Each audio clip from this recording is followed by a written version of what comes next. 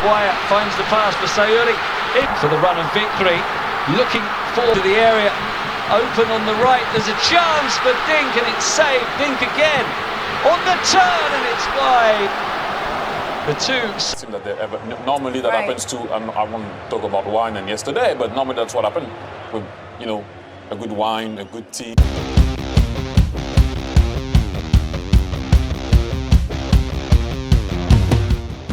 Begini pernyataan legenda sepak bola Prancis, yaitu Thierry Henry, yang memberikan pernyataan mengejutkan sekaligus penuh pujian terhadap penampilan gemilang timnas Indonesia usai kemenangan dramatis 1-0 terhadap timnas Cina di leg kedua babak kualifikasi Piala Dunia 2026. Dalam sesi analisis pasca pertandingan di ESPN Sports, Thierry Henry secara terbuka mengaku terkejut dengan kualitas permainan skuad Garuda. Saya benar-benar terkejut. Ini bukan hanya kemenangan biasa. Timnas Indonesia bermain dengan kedisiplinan dan determinasi tinggi yang jarang saya lihat dari tim Asia Tenggara. Mereka luar biasa malam ini. Salah satu poin utama yang disoroti legenda sepak bola Prancis, yaitu Thierry Henry, adalah kedisiplinan permainan Indonesia.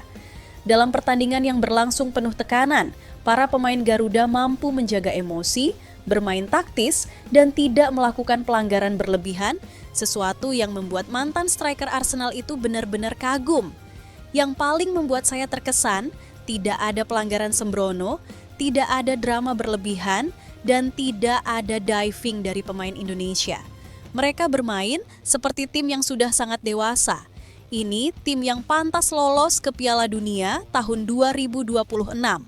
Tidak hanya menyoroti permainan tim secara keseluruhan, Thierry Henry juga memberikan pujian khusus untuk Emil Audero, kiper baru timnas Indonesia yang tampil luar biasa. Beberapa penyelamatan krusial, terutama pada menit ke-46, berhasil menyelamatkan Indonesia dari gempuran Cina yang semakin agresif di babak kedua. Saya tidak menyangka Indonesia memiliki penjaga gawang dengan kualitas sebaik ini. Emil Audero menunjukkan refleks, ketenangan, dan kepemimpinan luar biasa. Dia menjadi salah satu alasan utama Indonesia menang malam ini. Namun, di balik pujian tersebut, Thierry Henry juga memberikan kritik tajam terhadap permainan kasar dari kubu timnas Cina. Ia menyoroti beberapa momen kontroversial, termasuk aksi diving berlebihan dan pelanggaran terhadap striker Indonesia, Ole Romeni. Saya tidak suka melihat hal seperti ini. Diving yang mereka lakukan sangat mencolok dan itu memperburuk citra mereka sendiri. Saya harus jujur, berdasarkan permainan malam ini, Cina tidak pantas bermain di Piala Dunia. Pelanggaran terhadap Ricky Kambuaya di kotak penalti Cina yang berujung pada gol penalti dari Ole Romeni juga menjadi momen yang menandai dominasi mental dan taktik timnas Indonesia. Legenda sepak bola Prancis, yaitu Thierry Henry, bahkan menyoroti bahwa pelanggaran semacam itu dilakukan berulang kali terhadap pemain timnas Indonesia sepanjang laga. Salah satu momen yang juga disinggung Thierry Henry adalah ketika Calvin Verdong mencoba mengirim umpan ke Rizky Ridho di dalam kotak penalti. Bola yang terlihat jelas mengenai tangan bek Cina sempat membuat publik dan analis yakin penalti kedua seharusnya diberikan kepada Indonesia. Namun wasit tidak melihat insiden itu secara jelas dan tidak memberi penalti. Kalau wasit melihat itu, saya yakin Indonesia menang 2-0 malam ini. Itu pelanggaran tangan yang jelas. Tapi terlepas dari keputusan itu, Indonesia tetap pantas menang dan pantas mendapat pujian dunia. Begini jalan pertandingannya. Timnas Indonesia berhasil mengalahkan Cina dengan skor 1-0 pada laga lanjutan grup C kualifikasi Piala Dunia 2026 zona Asia di Stadion Utama Gelora Bung Karno, Jakarta, Kamis 5 Juni tahun 2025. Pada kesempatan ini, Cina mencoba memegang kendali permainan setelah kick-off dimulai. Namun, Timnas Indonesia justru yang mendapat peluang pertama. Ricky Kambuaya mencoba melepas tendangan dari luar kotak penalti pada menit ketiga. Bola hasil tendangan Kambuaya masih melebar di sisi kiri gawang Cina. Cina gantian mengancam pada menit kelima. Wang Yudong melepaskan tendangan keras dari dalam kotak penalti Timnas Indonesia. Beruntung bagi skuad Garuda, bola hasil tendangan Wang Yudong melambung tinggi di atas gawang yang dijaga Emil Audero. Xu Haoyang mendapat kartu kuning setelah menahan aksi Ricky Kambuaya pada menit ke-8. Timnas Indonesia gantian mendominasi, tetapi kesulitan untuk menciptakan peluang. Percobaan oleh Romeni pada menit ke-20 belum tepat sasaran. Oleh Romeni kembali melepaskan tendangan pada menit ke-25, hanya bola masih melambung tinggi. Oleh Romeni menunjukkan aksi ciamik pada menit ke-26. Oleh Romeni mampu melewati satu pemain bertahan Cina, tetapi sayang bola hasil tendangannya masih terlalu lemah dan dengan mudah diamankan kiper lawan. Ricky Kambuaya dijatuhkan Yang Zhexiang di kotak penalti pada menit ke-40. Hal ini membuat wasit memutuskan untuk melakukan pengecekan VAR. Wasit kemudian memberikan hadiah penalti kepada Timnas Indonesia. Oleh Romeni yang menjadi eksekutor mampu menjalankan tugasnya dengan baik. Bola hasil tendangan oleh Romeni mengarah ke sisi kanan, sedangkan kiper Cina Wang Daeli melompat ke sisi kiri.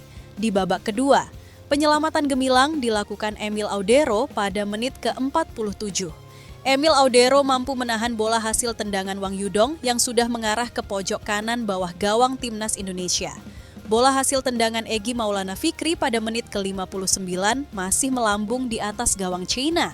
Wang Daeli melakukan penyelamatan gemilang dengan menahan bola hasil tendangan Kevin Dix pada menit ke-79.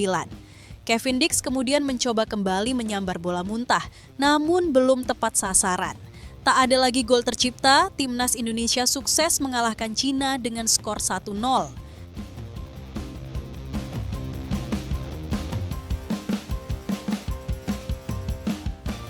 Berita kedua, begini pernyataan media Cina, yaitu Sohu Sport yang mengaku terkejut dengan permainan Timnas Indonesia di pertandingan Timnas Indonesia vs Cina di leg kedua babak kualifikasi Piala Dunia tahun 2026.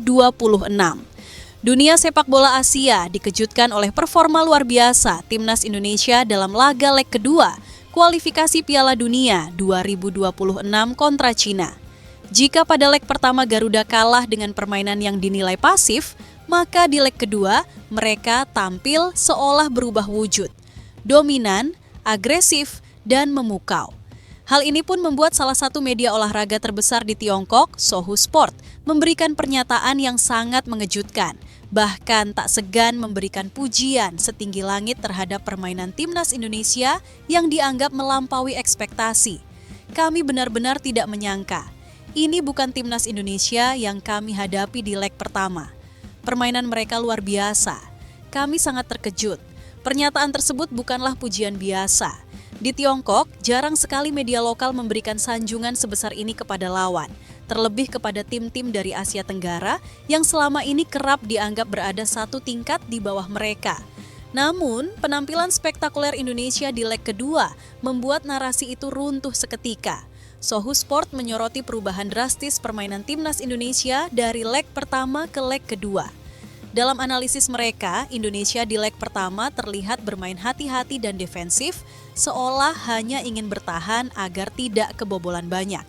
Tapi di leg kedua, mereka tampil penuh percaya diri, menyerang sejak menit pertama dan membuat Cina kelabakan.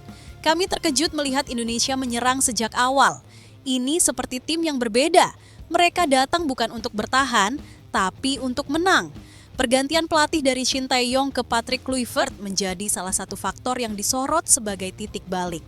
Media tersebut menilai bahwa tangan dingin Kluivert mampu menghadirkan wajah baru bagi Timnas Indonesia. Kluivert memberi warna yang berbeda. Timnas Indonesia lebih agresif, lebih berani, dan secara taktikal jauh lebih matang. Salah satu nama yang berkali-kali disebut dalam artikel Sohu Sport adalah penyerang naturalisasi oleh Romeni. Pemain yang baru bergabung dengan skuad Garuda itu langsung menjadi bintang. Dengan pergerakan lincah dan naluri tajam di depan gawang, Romeni membuat 4 bek utama Cina kewalahan sepanjang laga. Oleh Romeni adalah ancaman nyata. Ia membuat Wang Daeli bekerja ekstra keras. Beberapa kali peluangnya nyaris membuat kami kehilangan harapan. 4 bek kami bahkan tampak tidak tahu harus berbuat apa saat berhadapan dengannya.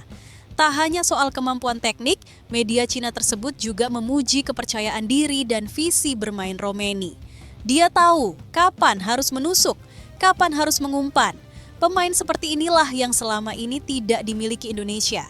Sekarang mereka punya senjata baru. Selain sektor serang, lini tengah Indonesia juga tak luput dari sorotan.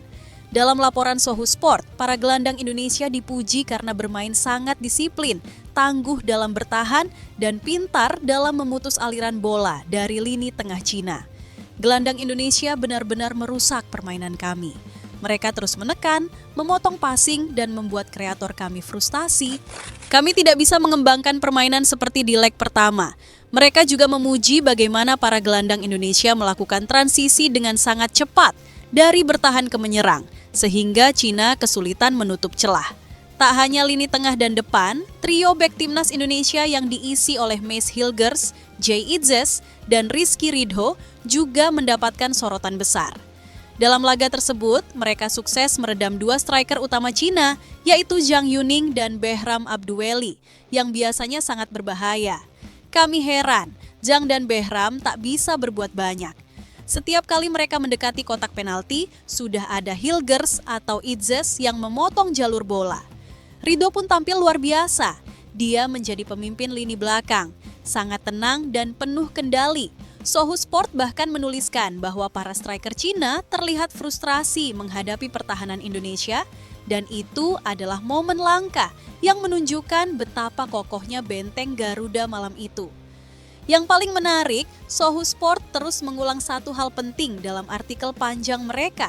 Permainan Indonesia di leg kedua benar-benar berbeda dari leg pertama. Tidak hanya secara taktik, tetapi juga dari segi mentalitas. Jika Indonesia di leg pertama terlihat bermain ragu-ragu dan penuh tekanan, maka di leg kedua mereka bermain seolah tidak mengenal rasa takut.